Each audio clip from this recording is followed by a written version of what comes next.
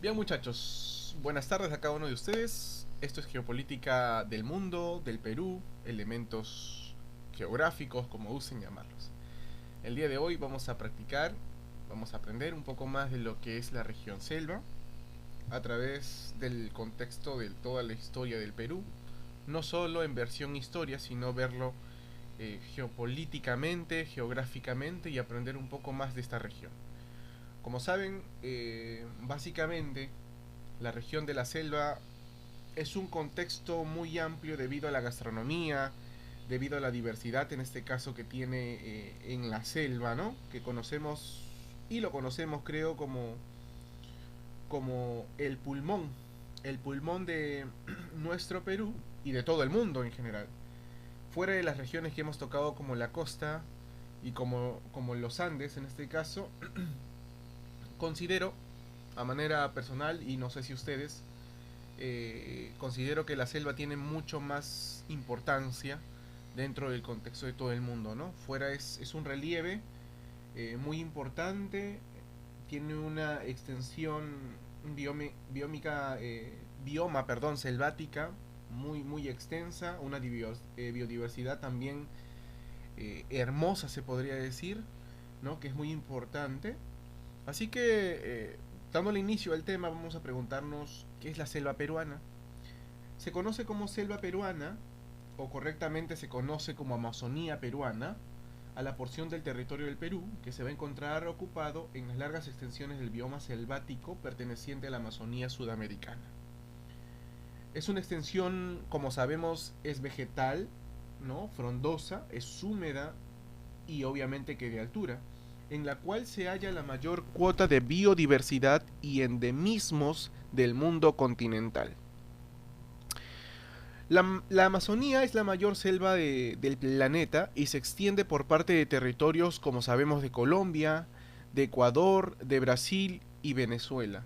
Directamente en el Perú ocupa 782.880 kilómetros cuadrados de superficie territorial, correspondientes a un 62% del territorio del país y a un 13% del total del continente, y es el segundo más grande luego de Brasil. Es la región obviamente menos densa poblada, con un 8% en el país nuestro, y sin embargo goza de la mayor diversidad humana, ya que tiene distintas etnias, aborígenes, ¿no? Y que en ella, en este caso, o conocemos que en la selva peruana, directamente es una región ecológica demasiado importante, dada la gigantesca biodiversidad que alberga, ¿no? Con bastante intromisiones de la humanidad. Junto con el resto de la Amazonía, constituye uno de los pulmones más grandes o vegetales del planeta encargados a la generación de oxígeno y fijación de carbono necesarias para poder mantener estable la temperatura planetaria y sostener los márgenes de la vida animal. La selva peruana inicia en las estribaciones orientales de la cordillera andina y se extiende a las fronteras políticas peruanas con Brasil, Colombia y Ecuador, como ya le hemos mencionado. En el territorio, obviamente, de los departamentos peruanos de Loreto, de Amazonas, de San Martín, de Ucayali y Madre de Dios. Y todo ello, obviamente, que está en el centroeste del subcontinente americano.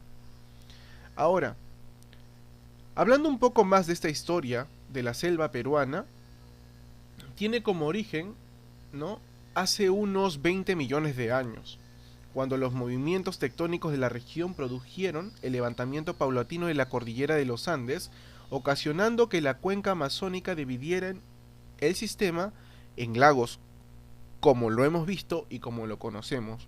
Aunque luego de este movimiento la zona estaba cubierta de agua, comenzó a secarse hace unos 10 millones aproximadamente de años, ¿no? Y es así como las especies de animales y vegetales de la región pudieron colonizar el nuevo y fértil territorio. ¿Para qué? Para que luego se puedan expandir y diversificar rápidamente, sentando las bases del panorama biológico que hoy en día conocemos. Durante el periodo de la conquista y la colonización española en América, que fue la que más chocó aquí en el territorio peruano, junto a la portuguesa, que en este caso todavía no tenía impacto en la selva, Durante este proceso, el territorio se asoció a los mitos indígenas del Dorado y el país de la canela. Y a principios del siglo, en este caso, 10 o 20 incluso, fue una región de intensa exploración del árbol de caucho. Hablando un poco más y saliendo de esta historia, hablando del relieve de la selva peruana, ¿no? Posee la particularidad de cubrir un territorio con varios pisos altitudinales. ¿Qué quiere decir esto? Con un relieve diverso, lo cual propicia su enorme biodiversidad. Y generalmente se dividen, como ya hemos dicho, en la selva alta, la que se aproxima y se extiende sobre la cordillera andina, y la selva baja, que es la que se extiende en las llanuras, y variando así las condiciones climáticas y sobre todo las lloviznas, ¿no? Muchos conocemos que la densidad de las lluvias en la selva baja es inmensa, ¿no? Fuera de tener una temperatura hermosa, ¿no? Llena de calor, hemos visto, lo que hemos visto documentales, la gente muchas veces anda sin polo, muchas veces está en short, ¿no? Y a pesar de que tienes ese beneficio de andar con una temperatura climática en la que te puedes adaptar y obviamente es fresca, sabes que estás también a la tentativa de los mosquitos, ¿cierto? ¿No? Y más en las noches, porque cuando se condensa la temperatura, obviamente en la tierra, obviamente que debido a la tierra que está caliente, los bichos comienzan a moverse porque no toleran esa temperatura. Entonces, obviamente, como estuvimos hablando, fuera de tener una lluvia muy densa, porque cuando llueve se podría decir el término literal, cuando llueve, llueve obviamente, no es una llovizna como la que tenemos aquí en Lima, o como el frío tal vez que tengamos acá en Lima, que más es la condensación tal vez del todo lo que pueda suceder. Obviamente, a pesar de ser dos climas distintos, obviamente que el de la selva es mucho más intensa. En la selva alta, ¿no? En la selva de montaña se encuentra en una altura de promedio de 800 a 3000 metros sobre el nivel del mar, donde exhiben las temperaturas cálidas en base a que cada vez son más frías a medida que asciende, así como los niveles de pluviosidad, ¿no? Que son más altos en todo el país, incluso hasta con 5000 metros, ¿no? Anuales. Y este relieve obviamente que es montañoso y complejo, con quebradas profundas y valles angostos, todo cubierto de selva impenetrable, lo que nosotros conocemos tal vez como la selva virgen, donde se podría decir que son los lugares donde muchas personas no investigan, no van más allá, obviamente, por el simple hecho de ser impenetrable. Ahora, dentro de la selva baja, está entre los 800 y los 80 metros sobre el nivel del mar, ¿no? Que se extiende de la llanura amazónica, en un bosque tropical sumamente cálido, ¿no? Con medias anuales de 28 grados centígrados, ¿no? Y una altísima humedad relativa por encima del 75% en toda la población, dadas sus frecuentes precipitaciones, que es una región de suelos heterógenos y abundantes. Si hablamos obviamente de la fauna, creo que nos podríamos quedar 3, 4, 5 clases hablando de la fauna y de la gran biodiversidad de animales que tiene. Y fuera de que simplemente es el hecho de visitar la selva y caminando te puedes encontrar miles de frutos, que simplemente es cuestión de que puedas estirar la mano, tirar de ella e irte comiendo. Las personas que tienen familiares en la selva, creo que conocen un poquito más, ¿no? Ahí como nuestro compañero Yardek, creo que él nos puede incluso hablar un poco más de la belleza de la selva y creo que si se anima, con todo gusto, usted puede conversarnos un poco más de la selva acerca de su punto de vista, ¿no? De cómo ha usado usted, tal vez. Lo escuchamos, a ver.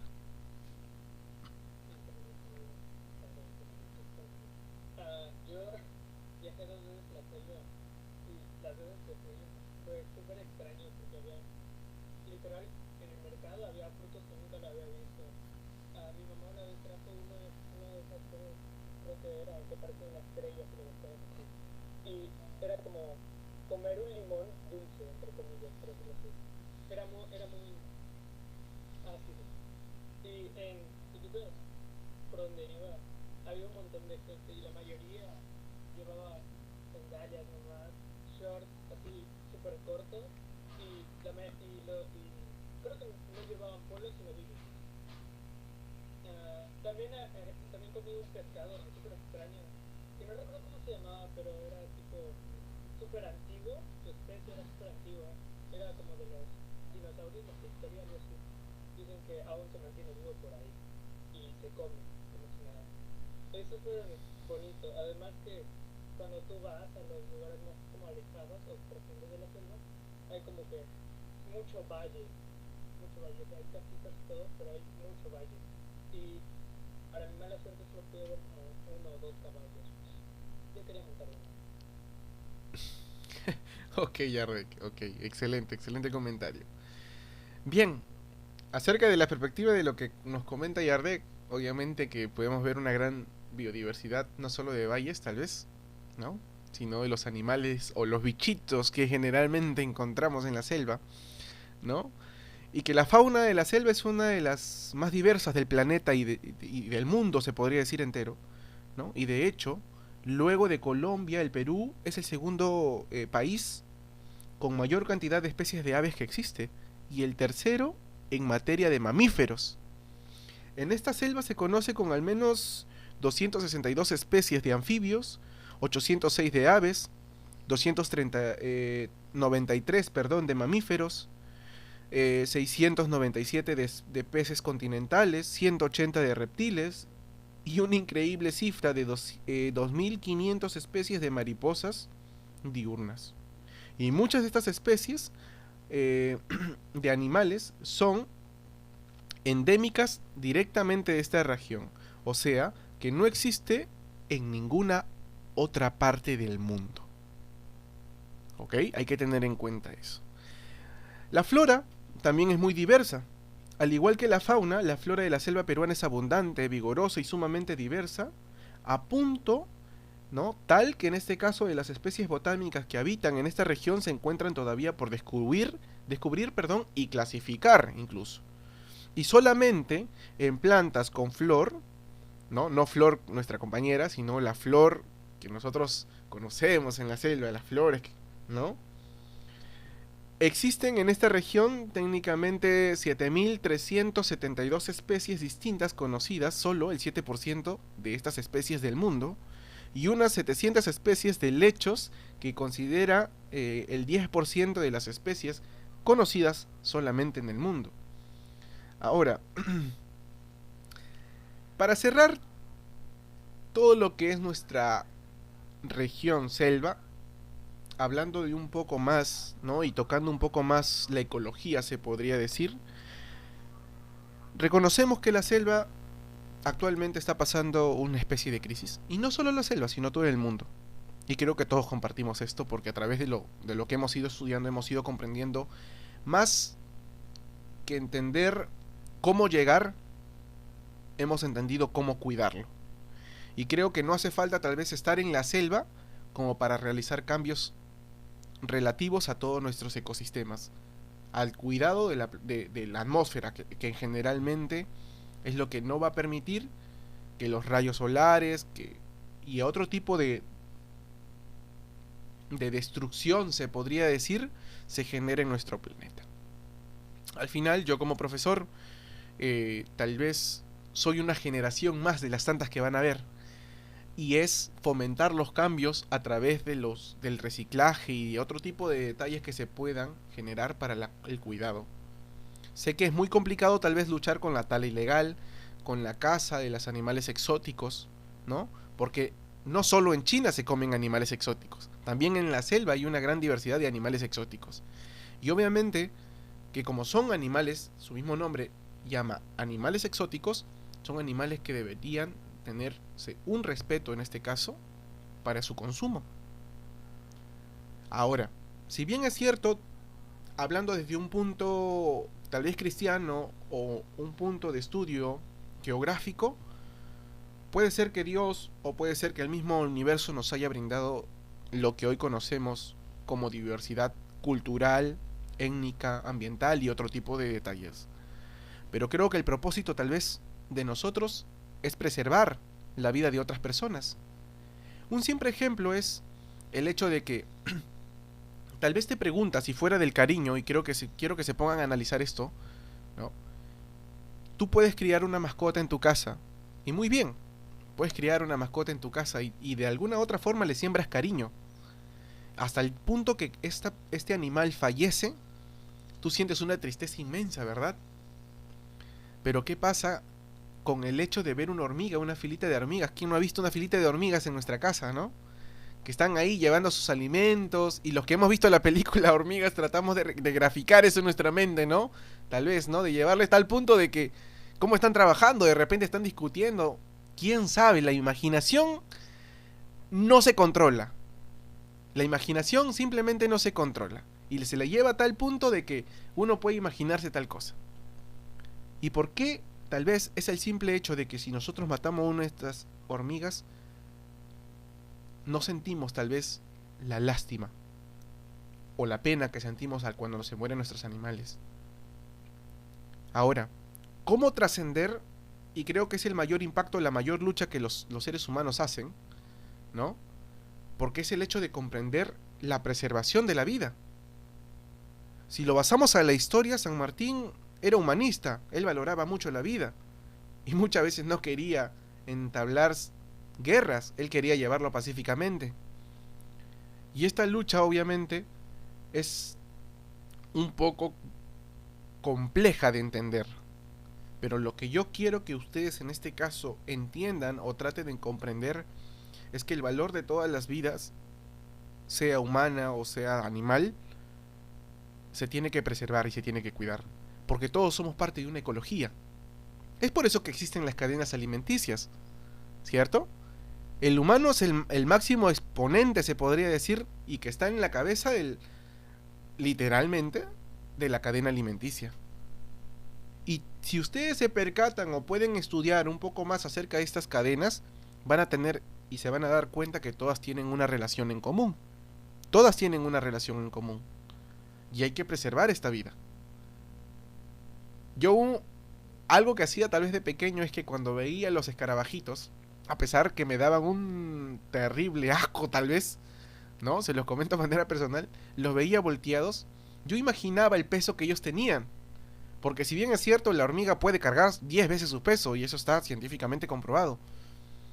Pero imagínense cuánto debe pesar ese caparazón de un escarabajo para que cada vez que se voltee no pueda volver a su rumbo, ¿no? Al volver a estar correctamente de pie y poder avanzar adecuadamente.